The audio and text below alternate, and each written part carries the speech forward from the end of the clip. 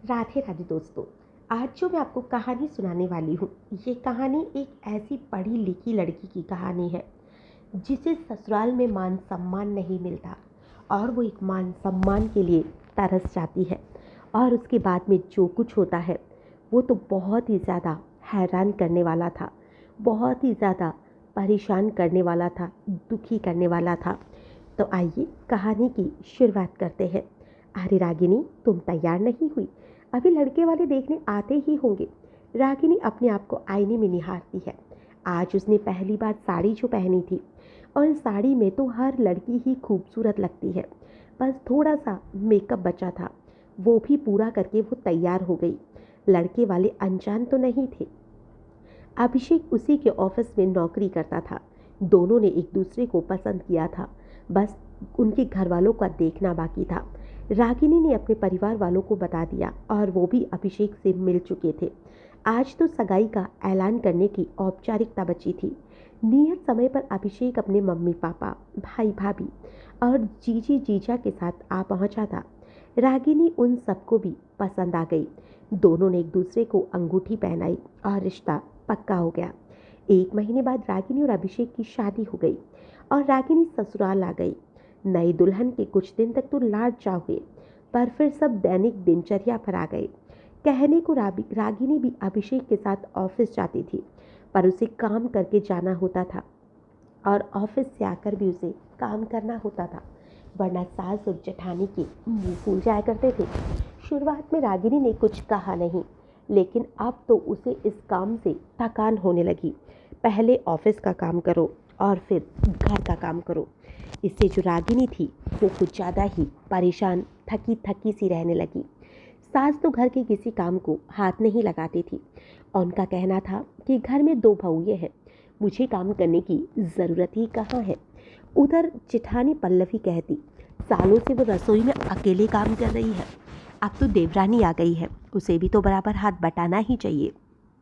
मैं अकेली कब तक काम करूं? रागिनी को यही सब बातें चुभ जाया करती थी।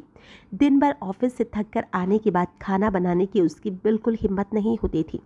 एक दिन रागिनी ऑफिस से आई तो बड़ी थकी हुई थी और उसने सोचा 5 मिनट लेट जाती हूँ, फिर काम में मदद करवा दूंगी। लेकिन रागिनी की आंख लग गई और जब वो उठी तो देखा कि सब रात का खाना टेबल पर खा रहे थे।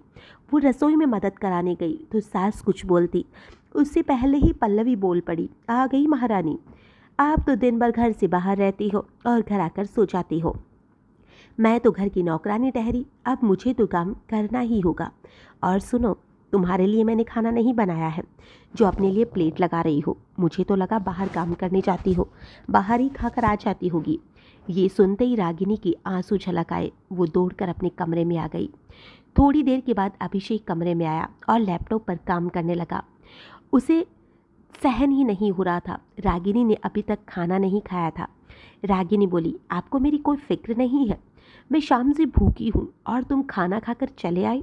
भाभी ने मुझे इतना कुछ सुना दिया, पर तुम्हारी तो जुबान से एक शब्द नहीं निकला। शादी का कौन सा वचन निभा रहे हो जो मुझे जरा भी खुश नहीं रखते हो?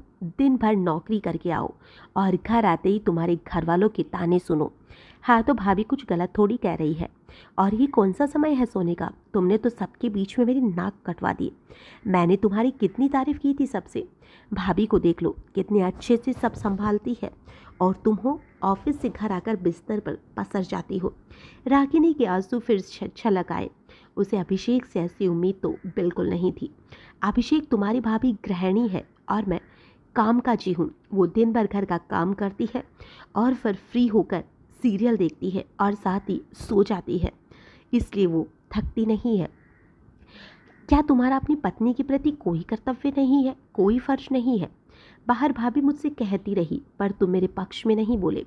तुम चाहते तो भाभी को चुप करा सकते थे, पर तुम तो खुद ही अपनी भाभी के गुणगान कर रहे हो। रागिनी भी तेज आवाज में बोली, रागिनी, ज़्यादा चिल्लाओ मत। तुम अनोखी पत्नी नहीं हो जो नौकरी करती हो। दुनिया में कई औरतें हैं जो अपने हुनर के अनुसार काम करती हैं, पर अपने घर के काम काज और रसोई की जिम्मेदारी से मुंह नहीं फेर लेती हैं। औरतों को तो दोनों मोर्चे संभालने पड़ते हैं, चाहे घर हो चाहे बाहर हो। फिर तुम्हें क्या नहीं दिया? इतने सारे कपड़े लत्ते जेवर, घर में आधुनिक सुविधाएं हैं। हर चीज़ का आराम है, दोनों समय की रोटी मिल जाती है, और क्या चाहिए तुम्हें। बहस जोरों पर चलती रही। रागिनी ये सुनकर हैरान रह जाती है और कहती है, पतिदेव, एक पत्नी को शादी के बाद सिर्फ मान सम्मान चाहिए था। रोटी तो मैं खुद भी कमा कर खा सकती हूँ, मैं भी पढ़ी लिखी हूँ, आपकी तरह आपके ही ऑफिस में मैं काम करती हूँ, आपकी मेरी सैलरी भी बराबर है। फिर आप मुझे 2 वक्त की रोटी का ताना क्यों दे रहे हैं। 2 वक्त की रोटी कमाना मेरे लिए कोई मुश्किल काम नहीं है। मैं सिर्फ प्यार और सम्मान चाहती हूँ।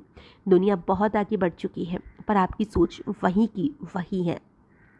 आपने मुझे क्या पल्लवी भाभी समझ रखा है क्या, जो चुपचाप 2 समय की रोटी का ताना सुनकर चुप हो जाएगी। इतनी ही रसोई में काम करवाने का शौक था तो फिर घरेलू लड़की चुन लेते। मैं तो पढ़ी लिखी कमाऊ लड़की हूँ, मैं ये सब नहीं सहूँगी। शिक्षा ली है, इसलिए अपने आत्मसम्मान की रक्षा भी मुझे खुद करनी होगी। मैं अपने आत्मसम्मान की रोज़ धज्जियाँ उड़ते नहीं देख सकती। रागिनी, तुम कुछ ज़्यादा बोल रही हो। अपनी कमाई और नौकरी पर इतना घमंड करना अच्छी बात नहीं है। ज़्यादा ही परेशान हो गई हो तो नौकरी छोड़ दो, पर घर का काम तो तुम्हें करना ही होगा।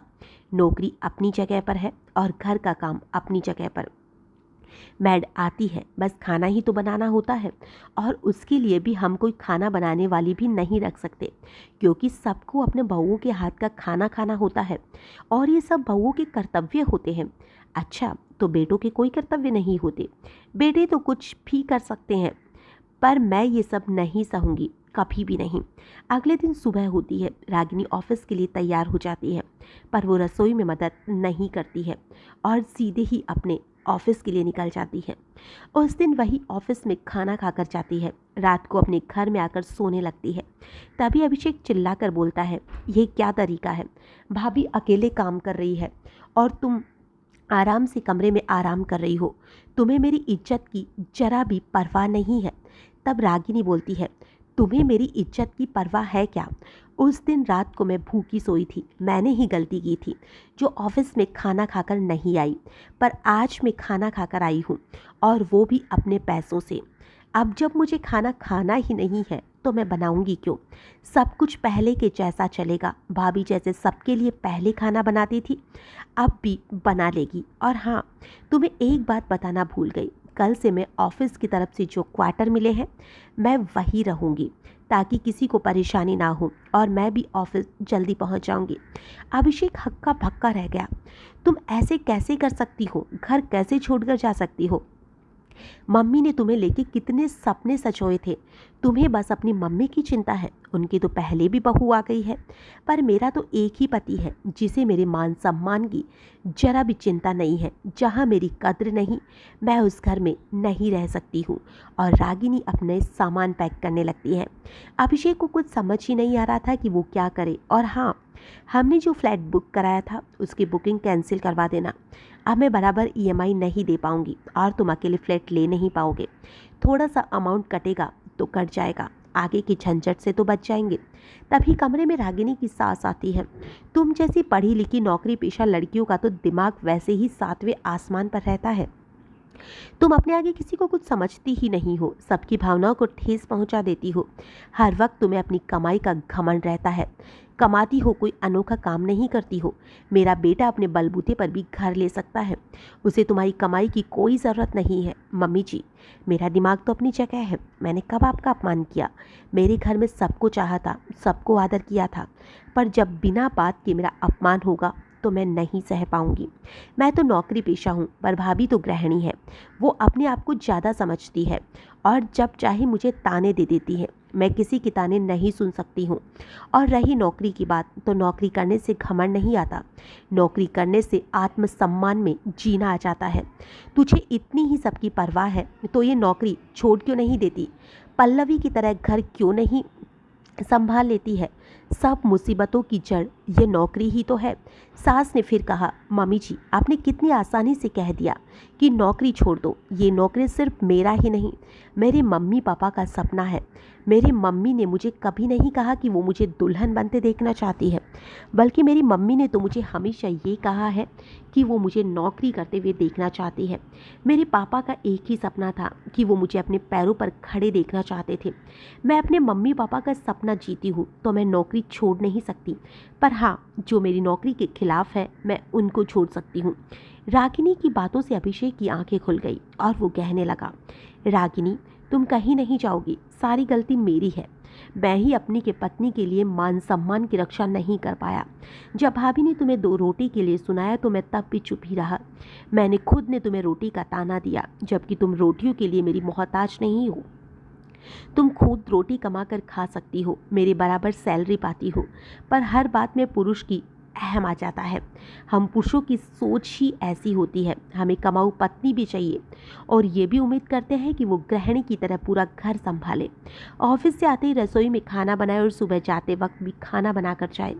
तुम्हें तो हमसे ज़्यादा थकान होती होगी। मैं तो पुरुष होकर तुम्हारे बारे में नहीं सोचता हूँ, पर भाभी और मम्मी भी ऐसा ही सोचती है। उनमें भी होड़ है कि 2 औरतें घर का काम कर रही है तो तीसरी क्यों नहीं कर रही है। उसे भी तो काम करना चाहिए, वो उसे बैठा देख नहीं सकती। और मम्मी ने नौकरी छोड़ने की सलाह तक दे डाली। लेकिन मुझे पता है ये बड़ा मुश्किल है। तुमने भी मेरी तरह रातों को जाकर पढ़ाई की होगी, प्रतियोगी परीक्षा की तैयारी की होगी, इंटरव्यू दिए होंगे, तब जाकर ये नौकरी मिली होगी। अब तुम कहीं नहीं जा रही हो, मैं सब ठीक कर दूंगा। फिर अभिषेक अपनी मम्मी से कहता है, मम्मी क्यों ना हम एक खाना बनाने वाली रख ले, ताकि खाना बनाने की चिंता ही नहीं रहेगी। भाभी भी इतने सालों से रसोई संभाल रही है, उन्हें भी आराम मिल जाएगा और रागिनी भी ऑफिस आराम से जा सकेगी। उसे कैसा खाना बनवाना है ये सब आप उसे बता देना। ये भी सच है, सुबह मेरी ही तरह रागिनी को भी ऑफिस जाने की तैयारी करनी होती है।